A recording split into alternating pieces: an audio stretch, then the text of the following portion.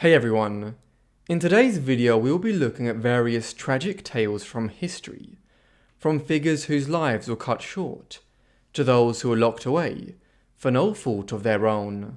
Many of these tales have been lost to time, but remain fascinating, despite the tragedy that accompany them. But before we explore all of this and more, I just want to let you know that we now have channel memberships. In the coming weeks there are going to be lots of perks coming out for the channel, so if you're interested, make sure to check it out. Now, let us go to 19th century England. Lady Jacqueline Mary Alva Montagu and Lady Alice Eleanor Louisa Montagu were both born on the 27th of November 1879. They were the second and third children of George Montagu, Viscount Mandeville, and Consuelo Montagu, née Isnaga. The twins had an older brother, William, who would later become the 9th Duke of Manchester. The twin sisters were born into one of the most senior aristocratic families in Victorian Britain. Their father, George, was the son of the 7th Duke of Manchester, and would eventually succeed as the 8th Duke himself in 1890, when his daughters were just 10 years old. Their mother also hailed from a very notable family. Her father was Don Antonio Modesto Isnaga, a businessman who came from a line of rich Cubans who had run sugar plantations on the island for generations. Yet, they switched their business and political interests to the United States as the Spanish Empire in the Americas collapsed in the first half of the 19th century. Consuelo subsequently became one of the earliest examples of what are typically termed the dollar princesses, or dollar heiresses, the daughters of wealthy American businessmen who were married off to the sons of leading British noble families. The American families secured ties to British nobles, raising their social status, while the British aristocrats secured a large injection of cash at a time when many dukes, earls and lords were struggling under debts which had been accumulated by living the high life for years. Thus, Jacqueline Mary and Alice Eleanor, or May and Nell as their family called them, were born out of a marriage of convenience between a Cuban-American mother and a British aristocratic father. As we will see, this marriage, which was just a social and financial transaction, would negatively affect May and Nell as they grew up. May and Nell's early lives were somewhat chaotic for children of the aristocracy in Victorian Britain. Early on they lived between the Montagu family's English properties, spending time variously in London and at Kimbolton Castle in Cambridgeshire. This country house was the Montagu family seat, and a castle which had a rich history, dating back as far as the 16th century, when Queen Catherine of Aragon had spent her last years here after her divorce from King Henry VIII. Their lives were uprooted, however, when they were just 4 years of age, when their grandfather, the 7th Duke of Manchester, exiled his son and his family to Ireland. Here they lived on the estate of Tandragee Castle, located in County Armagh, in the south of Ulster. This was owing to their father's reckless lifestyle in London, where his drinking, gambling and other activities saw him quickly squander the vast majority of the $6 million dowry that Consuelo had brought to the marriage. To put his spending into perspective, this money which he spent in just a few years is equivalent to over $170 million today. One wonders what the two girls must have felt, living in a country where families like the Montagus were seen as alien overlords who had supplanted the Roman Catholic Irish population, and where they would have become increasingly aware of the fraught relationship between their mother and father, whose marriage was far from happy. The twin sisters' situation changed again in 1890, as their grandfather's death led to the family's full return to England, and their parents taking up the position of Duke and Duchess of Manchester at Kimbolton. Their relationship with their parents would have been a strangely distant one. The Duke and Duchess spent growing amounts of time split between Kimbolton and London, with their mother engaging in many charitable activities and May and Nell increasingly minded by nurses, tutors, and other household staff. It was during this period that it became clear that Nell was ill with what was termed consumption at the time, but which we know as tuberculosis today. Known in the late 19th century as the White Death, it had become one of the most lethal diseases in the Western world at the time, having slowly emerged from the 17th century onwards to replace smallpox as the cancer of its time. The disease is a respiratory one and primarily impacts on the lungs initially, before the breakdown of the respiratory system leads to muscle and body wastage, thus the name consumption, as though the body is being consumed slowly. By the time it became clear that Nell was suffering from it, nearly 25% of all premature deaths in countries like Britain were occurring owing to tuberculosis. This infectious disease is caused by a bacteria and spreads from one person to the next through the air when people who have active tuberculosis in their lungs cough, spit, speak or sneeze. It is generally believed that May was suffering from tuberculosis as well, so she may have caught it from her sister, though she would never be officially diagnosed with it. Nell and May might have experienced symptoms such as a chronic cough with blood-containing mucus, fever, night sweats, and weight loss. Tuberculosis can also infect other organs, and this can cause a variety of symptoms. The twins celebrated their 15th birthday in November 1894. By then they were, to quote a near contemporary, Sir Shane Leslie, the two most beautiful and delicate girls imaginable. Sadly, they would not celebrate their 16th birthday together. On the 15th of March 1895, May died. She had not been officially confirmed as being consumptive, and so the cause of her death remains unconfirmed, though it is assumed that it was tuberculosis. Some accounts give her reason for passing as malaria, though this is not at all clear. If there was a reason why May was suspected as having died from malaria, it is because the family were on holiday in Italy at the time. Though it's hard to conceive of today, in an age prior to air flight, when people rarely left the climatic environment where they lived, it was somewhat common for people from Northern Europe to fall ill with malaria if travelling to the Mediterranean. So, it is not impossible that May died from this, though tuberculosis remains the more likely cause of death. May's death unfortunately caused something of a rift between her mother and one of her oldest friends, Alva Smith Vanderbilt. At the time of May's death, Alva's husband William Vanderbilt was in the Mediterranean with the Montagues and arranged for May's body to be brought back home to England on his yacht. When Alva learned of this, she suspected that her husband and best friend were having an affair. So, the incident added to Consuelo's tragedy at the time. Although it was clear by then that Nell was suffering from tuberculosis, she continued to live a relatively normal life after May's death and funeral.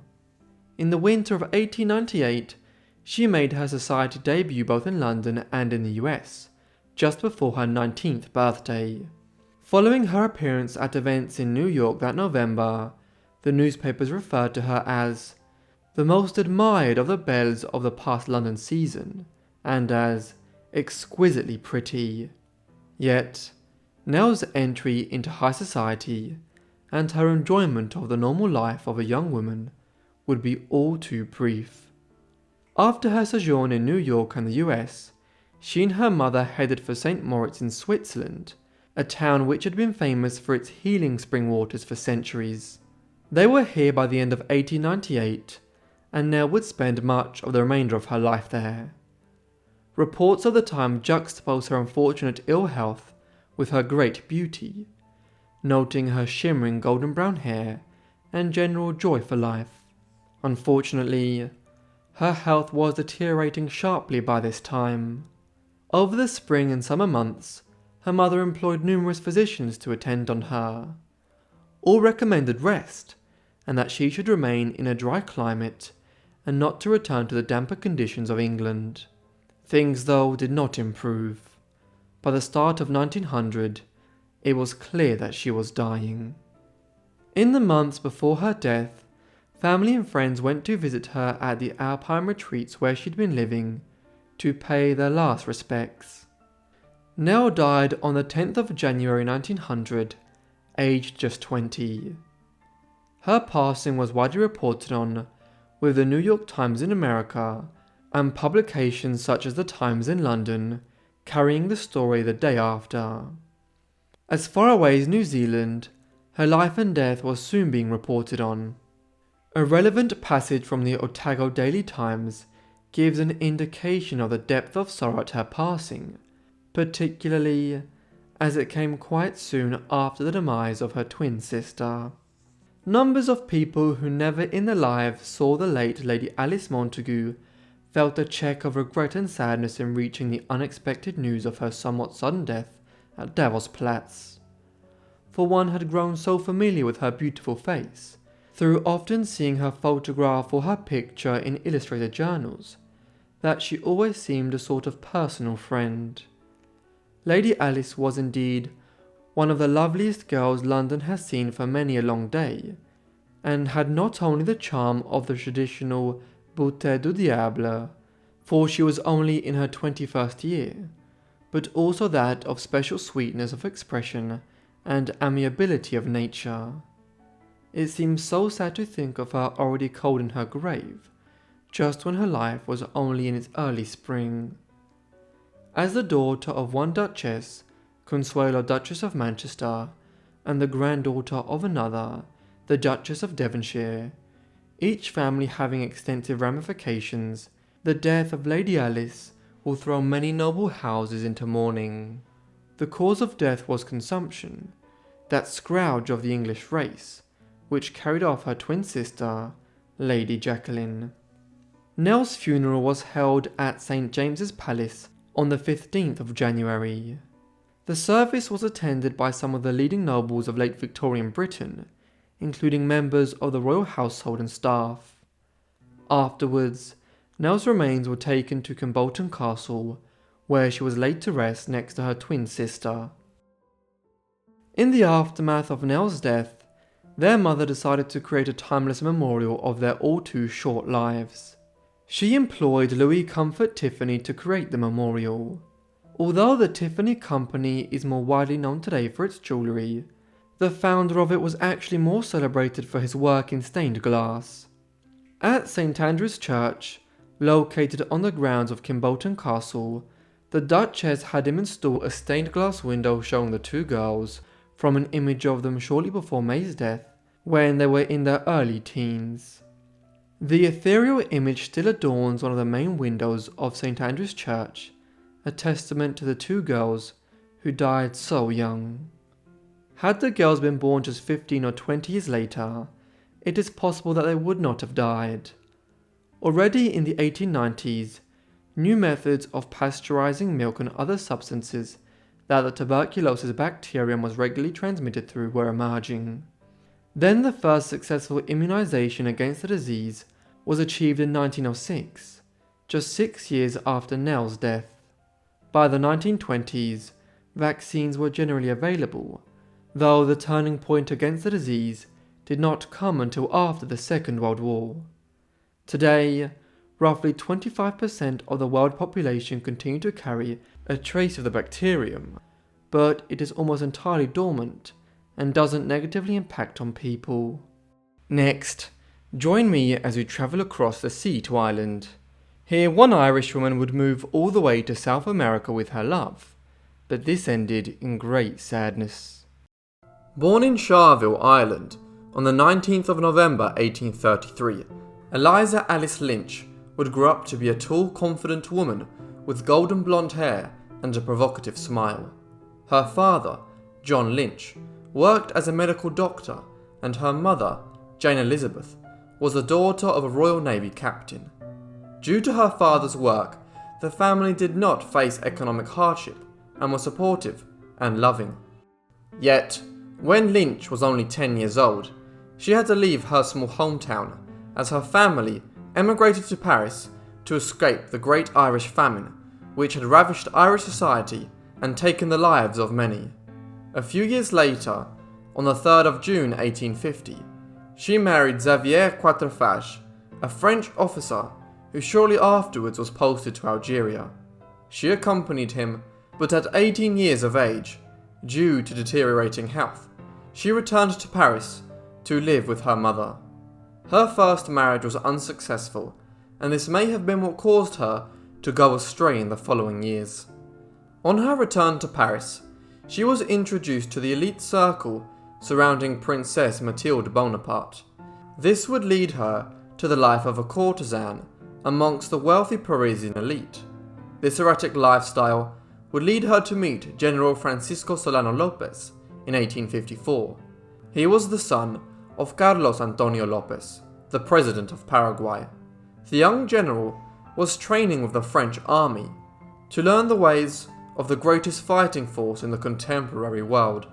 However, Eliza provided a much-needed distraction, and the pair soon began to elope, which preceded a romantic relationship, one that would alter the course of Paraguayan history forever. Lopez decided to take Eliza with him on his return home to Paraguay's capital city of Asunción. Here, she would live in comfort under the support of her powerful partner. For whatever reason, however, they did not marry, and as a result of this, she was never fully accepted into the society of the elite in Asunción. This was epitomized by the official annulment of her first marriage in 1857, which somehow saw her further alienated from the surrounding Paraguayan oligarchy and caused a general lack of acceptance. Notably, however, her initial difficulty in fitting in with her elite peers would soon evaporate, as she began to introduce European customs to the elite of Paraguayan society. Eliza is in fact responsible for the first clubs and social events amongst the elite, and the introduction of protocol dinners with ambassadors of foreign nations. This served to improve diplomatic relations with foreign countries, and is an example of her intuition. In 1862, Francisco Lopez succeeded his father as president. Unlike his father, Francisco was a far more temperamental man, but sadly, the decisions made during his presidency would cause devastating effects on his country and forever stain Eliza's image and reputation. During her time in Paraguay, Eliza lived in splendor and received the generous gifts, including property, jewels, and fancy clothing, all from Lopez. Her wealth skyrocketed, and as a result, many of Paraguay's elite started to envy her. Eliza Lynch had now risen to a position of significant standing and was labelled as the unofficial Queen of Paraguay. She would spend the next decade as the most powerful woman in the country, yet this position would be used against her in the propaganda campaigns of her future enemies. In total, Eliza came to bear Lopez 6 children. These children would act to further cement her position as de facto First Lady of Paraguay. The eldest of them, Juan Francisco Panchito Lopez, was born in Asunción in 1855. The last child she would bear to Lopez, Leopoldo, was born in 1867 and died soon afterwards of dysentery as a result of the poor conditions brought about by the Paraguayan War. As we will come to learn, Eliza's life took a sharp turn due to the political actions of her husband, yet, despite all the hardships, Eliza stood by her husband through to the bitter end. In 1864, Lopez declared war on Brazil, in response to Brazil's own decision to invade Uruguay. As seen throughout the relationship, Eliza stood by her partner's decision, even though from the offset, it was apparent that Paraguay's armies would stand no opposition to the might of the Brazilian Empire. Accordingly, the Brazilian forces crushed Lopez's army and brought down havoc and destruction across the Paraguayan countryside. Nearing the end of the war, the country was in a state of despair, with catastrophic population loss. Some estimates suggest Paraguay's pre-war population of 525,000 was reduced to just 221,000, of which only 28,000 were men. During this period, the Paraguayan army was ill-equipped and small, but the greatest obstacle to its success was the structure of its leadership, in which Lopez held total control and failed to delegate power in a necessary way as to be efficient. This was one of Lopez's many failures. Once the bulk of the Paraguayan forces were overrun, Eliza stayed with her husband and the remaining band of their most loyal followers in the bitter guerrilla war which ensued. This guerrilla fighting lasted for 14 months and was crippling for the remaining Paraguayan army and the civilian population. Eliza experienced many hardships during this period, from her children dying from disease to very harsh and primal living conditions. Throughout this period of hardship, Eliza remained strong and loyal to Lopez and the cause. She would travel across the battlefields and the ruined countryside to raise morale amongst the troops and to try and put a strong face on for the crumbling Paraguayan army. She also volunteered on the front lines as a nurse to treat the wounded. She was part of a group known as Las Residentas, which was composed of the soldiers' wives, daughters and others. Also, this group would eventually serve as Lopez's personal guard. Eliza's involvement in helping the common soldiers, her long-lasting loyalty to her husband and the cause, and the resilience with which she faced the endless hardships during the end of the war is what gained her such great popularity amongst the Paraguayan people. This has led her to be considered a national hero in Paraguay, but only many years later. History, however, did not always portray her in this way, and it was due to a ruthless propaganda campaign run by the opposing forces in the war that she was vilified and deemed evil. They suggested she had been responsible for her husband's reckless decisions, which resulted in the destruction of Paraguay. They referenced her scandalous past in proposing she was simply an ambitious courtesan, who in her own greed had gone to such measures of ruining Paraguay to achieve wealth. They accused her of turning Lopez into a bloodthirsty and ambitious tyrant and dictator, but these were all myths. Despite this, some believed them, and for a time, she was dubbed the most vilified woman in Latin American history. The war came to an end on the 1st of March 1870 in the Battle of Cerro Corra. At this time, Lopez and his troops, along with Eliza, were hidden deep in the jungle. They were suffering shortages of basic supplies, and it was clear they would not succeed. Once found by the Brazilian forces, the battle proved short. But even in defeat, the remaining Paraguayan forces proved courageous. During the battle, Lopez was separated from the remainder of his army and was accompanied by only a few officers. He had been wounded with a spear to the stomach and had been sliced by a sword in the side of his head. Then, while Lopez was alone with his aide, enemy soldiers approached, calling on him to surrender in exchange for his life. Lopez refused and shouted, "Muero con mi patria," meaning, "I die with my nation." He then attacked the enemy with his sword, but was soon restrained and disarmed. He died struggling to fight off the enemy as a result of his wounds. By this stage, nearly all the Paraguayan forces had been overrun, and in desperation, Juan Francisco, Eliza and Lopez's oldest son, who was only 15 years old, was declared as a colonel. Famously, on order to surrender by Brazilian officers, Juan replied, "Un coronel paraguayano nunca se rinde," meaning, a Paraguayan colonel never surrenders. Then, before Eliza's eyes, he was shot several times to death. Eliza Lynch leapt on her son's bloodied corpse and declared, "Esta es la civilización que han prometido," meaning, "Is this the civilization you have promised?" Following defeat in battle, Eliza was allowed to bury the bodies of Lopez and their son, and did so with her bare hands. This is symbolic of the suffering she endured and the everlasting resilience with which she opposed it. The war is now described as the deadliest in South American history. 90% of the adult male population in Paraguay were killed, and the country would suffer long-term economic and social implications as a result. Despite all her acts of kindness and good deeds, some still criticize Eliza for standing by her husband and his ambitious aims, instead of trying to dissuade him from the devastating war. Although internationally, some consider Lopez a controversial figure who foolishly led his country into an unwinnable war which almost destroyed the nation, in Paraguay, he is considered a national hero who stood up against foreign rule and imperialism. Today, the 1st of March is a national holiday in Paraguay called Dia de los Héroes, or Heroes' Day, which is held in honor of Lopez's memory. After Lopez's death and the Battle of Cerro Corre, Eliza and her family were taken prisoner. A provisional government was created within Paraguay, which was composed of Paraguayans who had fought against Lopez in the war.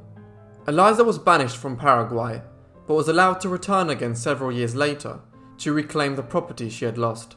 However, shortly after her return, Eliza was then banished again, but this time permanently.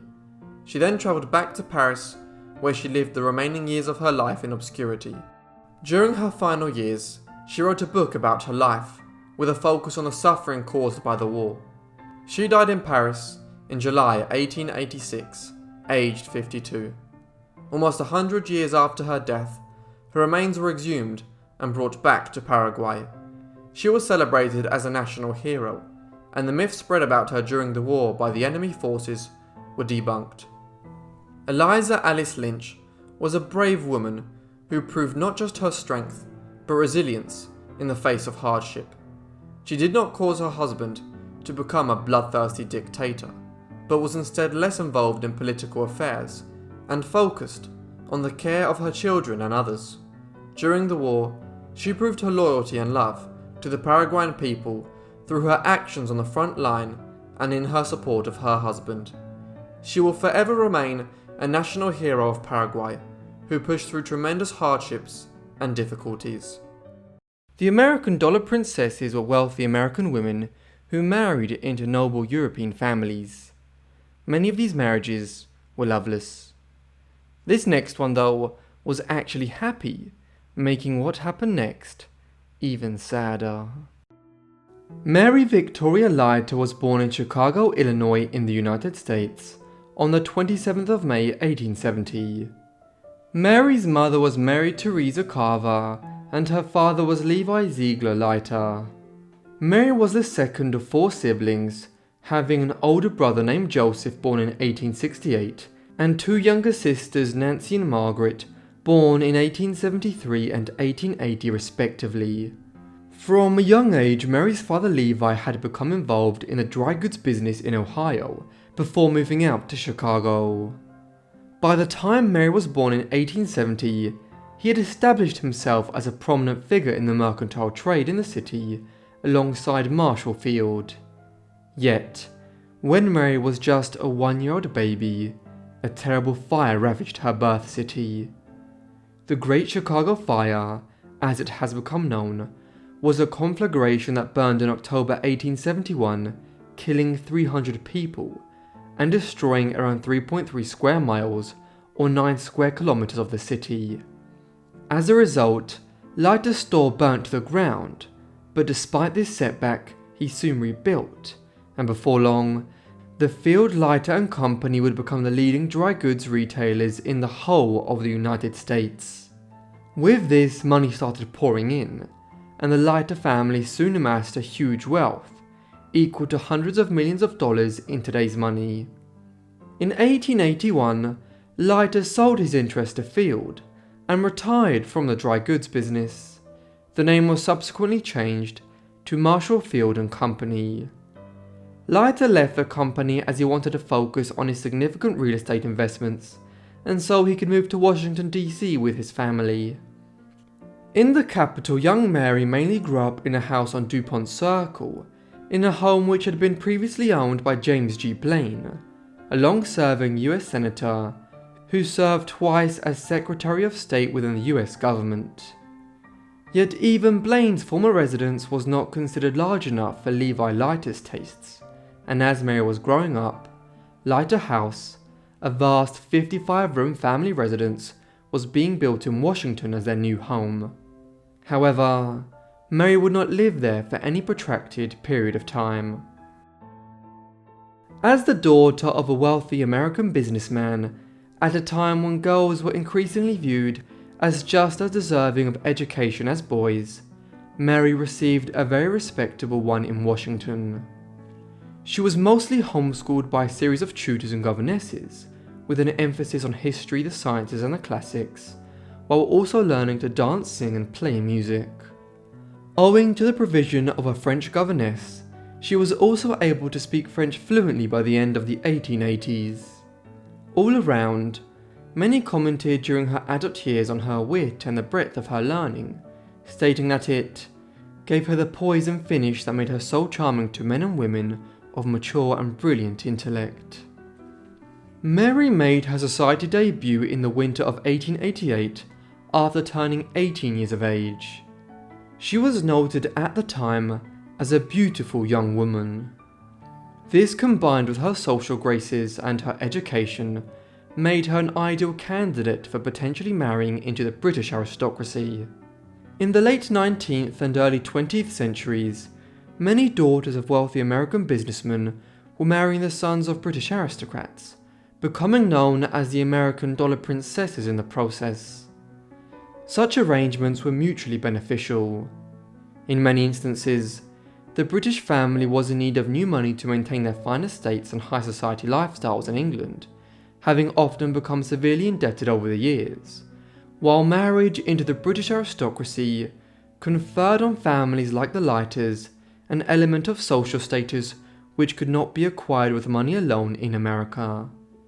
In the end, Mary would marry into the Curzons of Kedleston, an aristocratic family which could trace its lineage all the way back to the Norman conquest of England in the 11th century, when the Curzons had travelled from France across the English Channel with William the Conqueror. Mary first met George Curzon in London at a society event in 1890. By then, he was already a 31-year-old Conservative Member of Parliament. Despite the age gap, they quickly began a courtship, one which lasted longer than usual for the times, and led to their marrying on the 22nd of April 1895 in Washington. The early years of Mary and George's marriage were spent in England, where she was soon recognised as a great advantage to Curzon on the campaign trail during the 1895 parliamentary elections. Her wit, social graces and approachability earned Curzon supporters in a relatively tight election to retain his Southport seat. Although Curzon had initially married Mary for her money in order to save his estate, he soon fell deeply in love with her, and it turned out to be a very happy union. During these years, Mary's husband had cultivated a growing reputation as a voice on British policy in Central Asia. The British Raj had expanded over the course of the 19th century into Pakistan and made efforts to annex Afghanistan without success. Another problem was the growing threat of the Russian Empire in the region, as they aimed to expand southwards from the Caspian Sea into Persia and Afghanistan.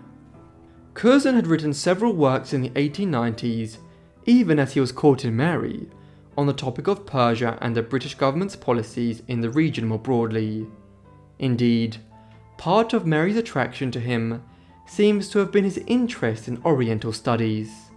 The British government was also interested, and in 1898, on the back of his publications and petitions concerning the region, Curzon was appointed Viceroy of the British Raj, one of the most important political offices in the world at the time. On his appointment, Curzon was made a Baron in the Peerage of Ireland as Baron Curzon of Kedleston, with Mary becoming Baroness Curzon. Together, the couple would head to India, where Mary became Vicereine, a sort of First Lady of British India. The Curzons arrived to the port of Bombay, Britain's oldest possession in India, on the 30th of December 1898. Much to their pleasure, they were greeted by excited crowds and with royal salutes. From there, they proceeded to Calcutta, the capital of British India, where it was estimated that over 100,000 people witnessed their reception at Government House. Almost instantly, Mary was noted for her beauty and respect, being described with great flattery all over India. Although Calcutta was the capital, during the summer months the heat was intense, so the government would retreat to Shimla in northern India, where a significant chunk of the world's population were bizarrely ruled from the side of a small mountain retreat. This would be the Curzons' life for the next 6 years, based largely out of Government House in Calcutta, retiring to Shimla in the summer, and touring the country on occasion as part of their government duties. Mary's role as Vicereine was largely to act as the head of British high society in India. This was a period when the colonial community was somewhat aloof from the common Indian people, and instead her interactions were largely with the wives and daughters of the tens of thousands of British administrators and employees who made up the government of the Raj. In this capacity, she developed a reputation for cultivating high fashion in India and incorporating elements of Indian textiles and styles into her own dress, thus popularizing it amongst the colonial community. This would ultimately have an impact on fashions back in Europe, where designers in London, Paris and other cities were anxious for new ideas about Oriental and Asian fashions. One of the most important aspects of Mary's time as Vicereine was in planning the Delhi Durbar of 1902. This was organised to celebrate the accession of Edward VII as Emperor of India, having become only the second British monarch to be conferred with that title after his mother, Queen Victoria.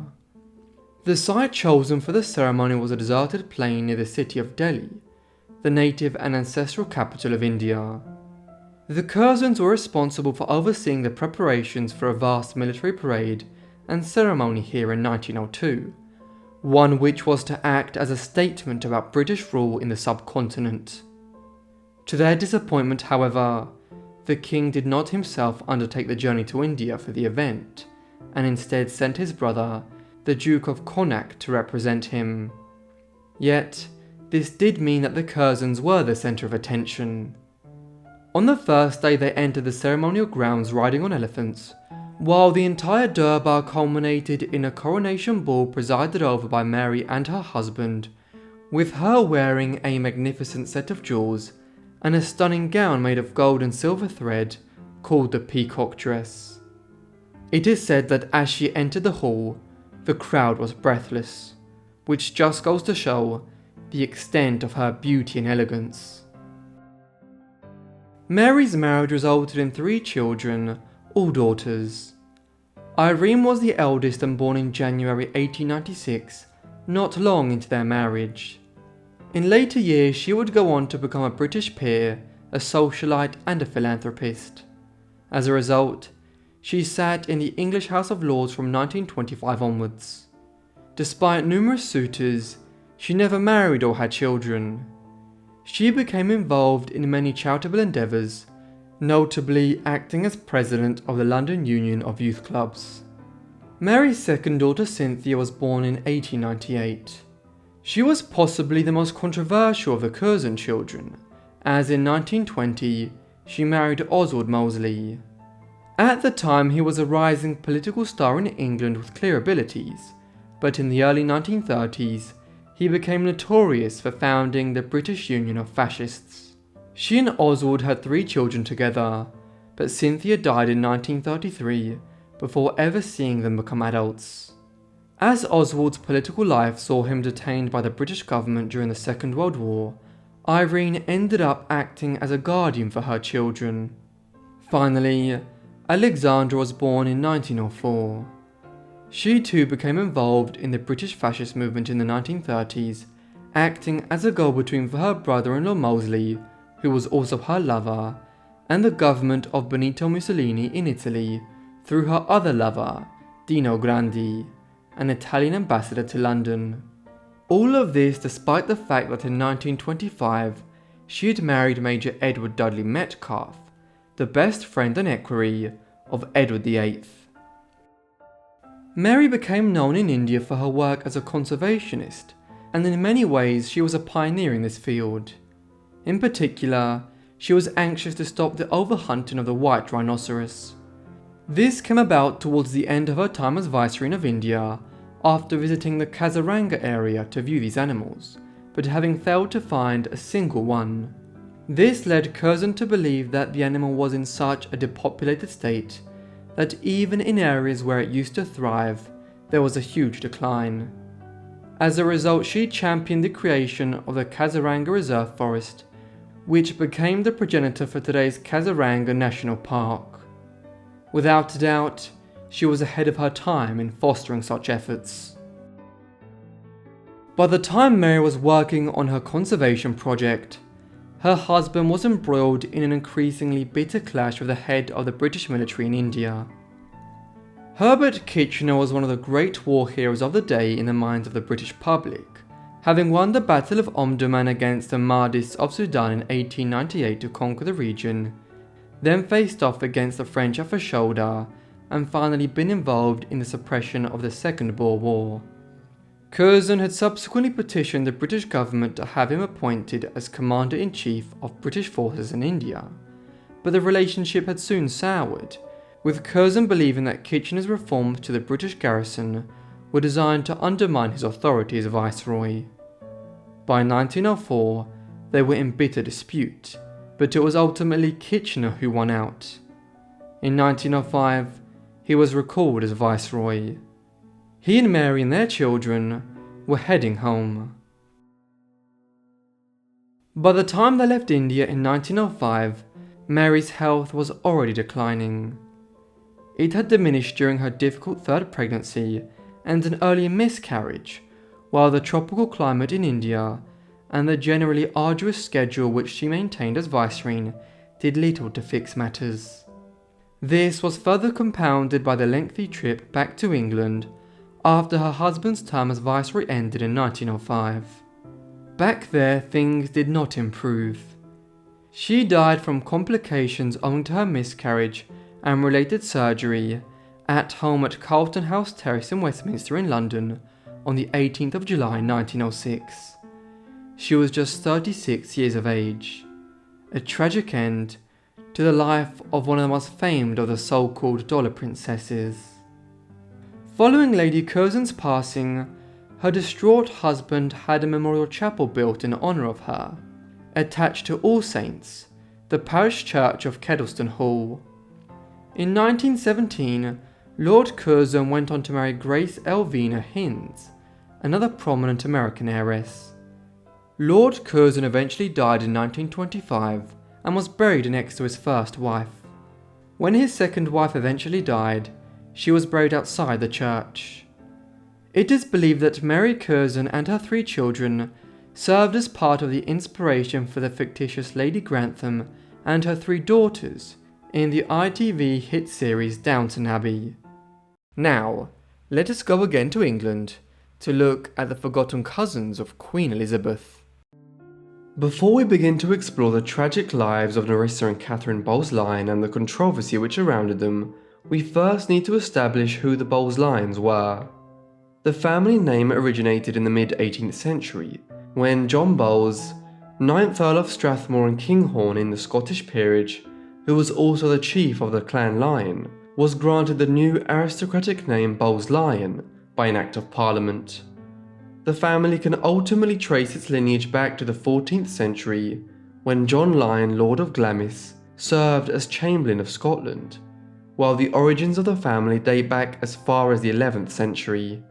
The head of the Bowes-Lyon family in the early 20th century was Claude Bowes-Lyon, the 14th Earl of Strathmore and Kinghorn. His second eldest son, John, who was born in 1886, was the father of Nerissa and Catherine.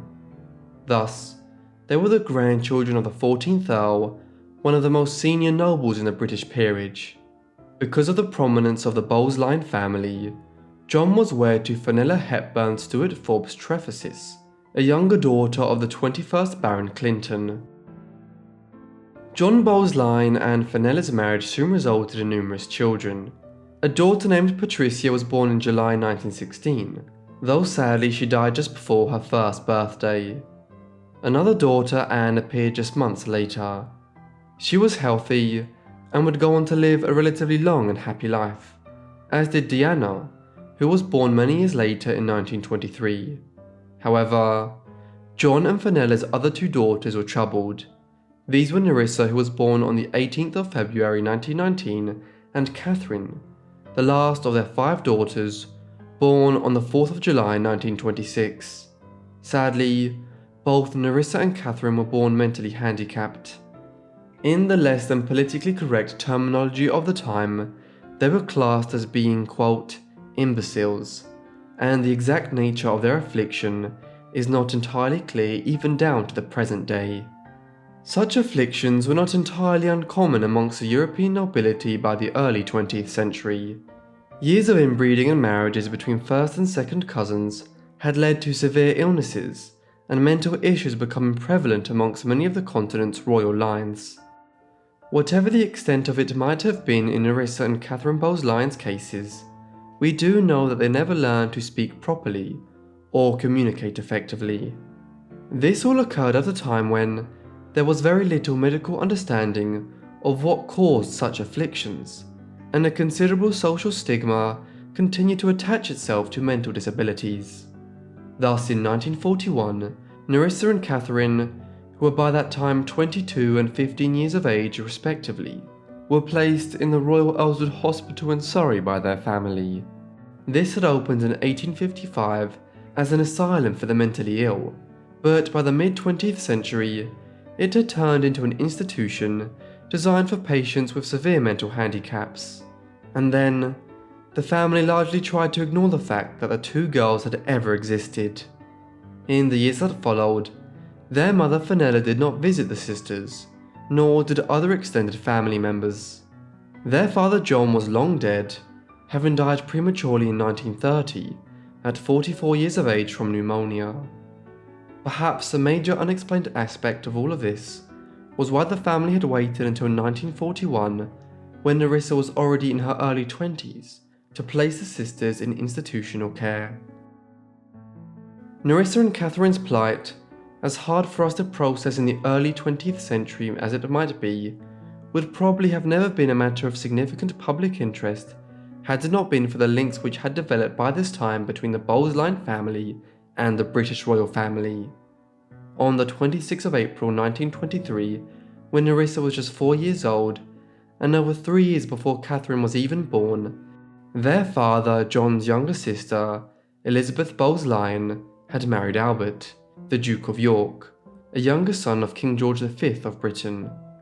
Thus, from 1923 onwards, the Bowes-Lyons were related by marriage to the British royal family. This link to the British monarchy became even stronger still in years to come. As the younger son of King George V, it had not been expected that Albert would succeed to the British crown. When the king died in January 1936, he was succeeded by his son Edward, who became King Edward VIII. The new monarch's reign, though, was decidedly brief, as his determination to marry Wallis Simpson, an American twice divorcee, was deemed unacceptable to the British political establishment. As a consequence, in less than 12 months, Edward had abdicated the crown and was succeeded by the Duke of York as King George VI. This change of circumstances meant that Elizabeth Bowes-Lyon, Nerissa and Catherine's aunt, became the Queen Consort of Britain. What's more, in April 1926, just weeks before Catherine Bowes-Lyon was born, Elizabeth had given birth to a daughter, named Elizabeth after her mother. This was the future Queen Elizabeth II of Britain, who was Nerissa and Catherine's first cousin. All 3 young women having the same grandparents, Claude Bowes-Lyon, 14th Earl of Strathmore and Kinghorn, and Cecilia Bowes-Lyon, née Cavendish-Bentinck. As the years passed, Nerissa and Catherine continued to live at Royal Elswood Hospital, largely ignored by their extended family. Just over a decade after they entered the hospital in Surrey, their aunt's husband, King George VI, died prematurely from a widespread family health problem caused by chain smoking. He was succeeded by Nerissa and Catherine's first cousin, Queen Elizabeth II, who would go on to rule Britain for the next 70 years, becoming the second longest reigning sovereign in international history. Much of the controversy surrounding Nerissa and Catherine focuses on the 1963 edition of Burke's Peerage.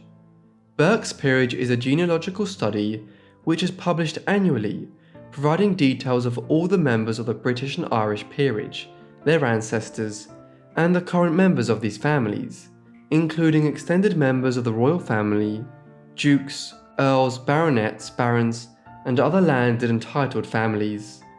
It was first published in 1826 by an Irish genealogist, John Burke, at a time when Ireland was still fully ruled by Britain. By the 20th century, the peerage was being published annually, with members of the British and Irish nobility being sent forms to update the genealogical details of their families. In 1963, when the Bowes-Lyon family received their form, Nerissa and Catherine's mother Fenella filled it in. Controversially, she listed Nerissa as having died in 1940 and Catherine as having passed away recently in 1961. This was despite the fact that her two daughters were still alive and residing at Earlswood Hospital. Could the family really have been misled into thinking that their two daughters had passed away, considering that they continued to pay £125 annually to Earlswood for their maintenance there? At the time, little was made of this, but in 1986, it was revealed that the girls had been listed as being dead in 1963, despite both of them being alive at this time. In an effort to explain this away, Fenella's nephew stated that his aunt, who had died in the interim period, had been a vague person, for whom it would have been quite typical of her to fill out a form such as that for Burke's Peerage incorrectly. However, this is hardly a satisfactory explanation. Fenella had provided specific dates on which her two daughters were alleged to have died, and she was quite clearly trying to cover up the fact that the family had placed them at Earlswood and then attempted to act as though they did not exist. Nerissa and Catherine lived at Earlswood for decades to come. Eventually, Nerissa died there in 1986 at 66 years of age, 45 years after first being placed in the hospital. Her funeral was not attended by any members of their extended family, albeit many of their direct family members were deceased by that time. Instead, hospital staff were the only mourners present. Catherine continued to live at Earlswood until the hospital was closed in 1997. In advance of the closure, Catherine, along with several other cousins who had been sent to Earlswood over the years, suffering from the same genetic illness, were moved to Ketwin House, a care home nearby in Surrey. When it too closed its doors in 2001, Catherine was moved again. She only died in February 2014, nearing her 90th year, and after spending over 70 years in various care home settings. Neither she or Nerissa had ever learned to communicate with others. Such was the extent of their disability. Nerissa and Catherine's story became a source of considerable controversy in 1986, following Nerissa's death.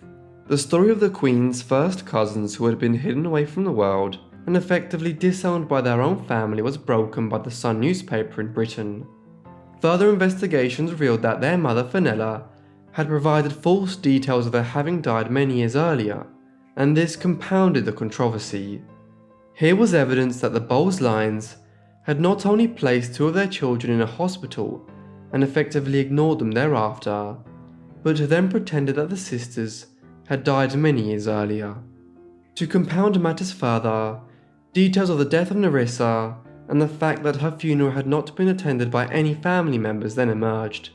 Shockingly, her grave at Redstone Cemetery was revealed to have been unmarked, apart from a plastic tag and a serial number. This was later remedied when Nerissa's two nieces and nephew organised for a headstone to be erected over the grave. By the late 1980s, the details of what had occurred were largely available to the public, but the story has re-emerged into the spotlight on several occasions since. For instance, in 2011, Channel 4 broadcasted a documentary called The Queen's Hidden Cousins. This took an editorial line that, the sisters had been ignored and mistreated by their family, while the wider Bowles-Lyon family lived lives of esteem and luxury. It was also believed to have immensely upset Queen Elizabeth II, who was directly involved in the title, but who would have been almost entirely unaware of what had happened to Nerissa and Catherine, and was certainly not involved in any way in the decision to place the sisters in Earlswood in 1941. More recently, the story of Nerissa and Catherine has featured in the popular Netflix drama The Crown, forming an integral part of episode 7 of season 4 entitled The Hereditary Principle. With the reappearance of their story, significant publications such as Harper's Bazaar and Esquire cover the story of the Bowles-Lyon sisters again. Ultimately though, while the controversy over the sisters certainly points towards some callous behaviour on the part of the Bowles-Lyon family, the story of Nerissa and Catherine is a reflection of how a supposedly enlightened society such as Britain treated those with severe intellectual disabilities as recently as the mid-20th century. For our final story, we are headed to 1860s Ireland. Mary Mallon was born to John and Catherine Mallon on the 23rd of September 1869 in the village of Cookstown in the county of Tyrone in the north of Ireland. She was born during an age of mass migration from Europe to the Americas and other regions such as Australia and New Zealand, as industrialization and rapidly improving public health saw the continent's population balloon in size. Some countries such as Ireland and Italy became completely unable to sustain their population levels, and millions of people left those two countries between the 1820s and the 1930s for countries such as the United States, Canada, Argentina, Brazil and Uruguay. Mallon was amongst them, leaving Cookstown in 1883 for New York City, where she went to live with her aunt when she was just 14 years of age. During her first years in New York, Mallon found work as a domestic servant and then later working in the kitchens of some of the city's upper middle class families. This was the Gilded Age of American history, when many families in New York built huge mansions and had brigades of household servants. Mallon did well in this environment, and by the mid-1890s, she was acquiring work regularly as a cook in the homes of many of Manhattan's wealthiest citizens. But Mallon is remembered today not for her cooking skills, but for the disease which she acquired at some point around 1900 and which she inadvertently began spreading around the homes of the rich in New York: typhoid fever. The disease which Mary Mallon would become infamously associated with, typhoid fever, is caused by Salmonella serotype typhi bacteria. It is caused by a bacterium and is generally passed through contact. Symptoms vary from being mild to severe and usually begin about a week after contact. These include a general weakness and cramps, headaches and vomiting, and somewhat contradictorily, constipation or diarrhea. Today, vaccines and other medical interventions are very effective, but in the 1890s and 1900s, the only major treatments were consumption of tonics such as turpentine and quinine, which were utilized for intestinal disorders. Approximately 10% of those who contracted the illness died in turn of the century New York. In the late 19th and early 20th century, typhoid was a major public health issue in major cities such as New York, as it often spread through contaminated public water.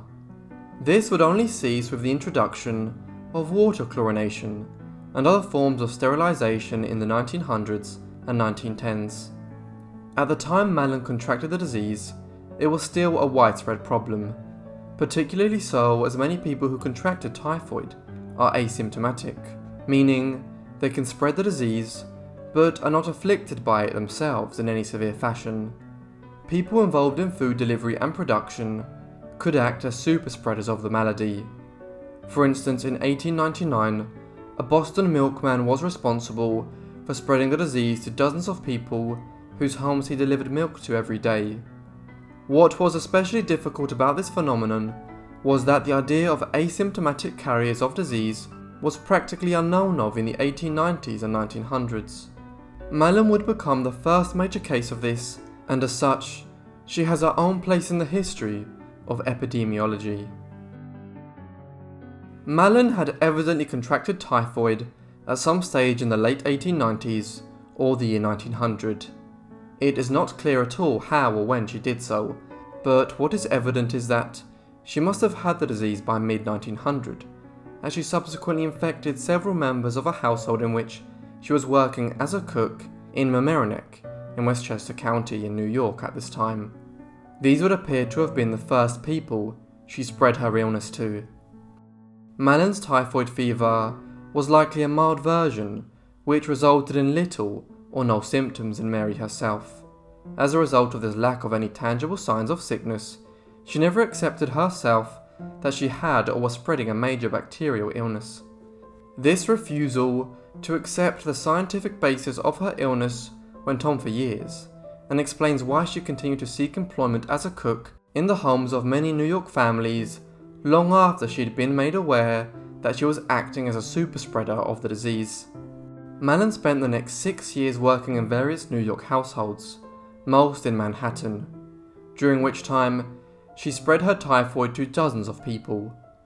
For instance, in 1901, she was employed in the household of a Manhattan-based lawyer, and 7 of the 8 residents became ill, at which point Mallon left their employ.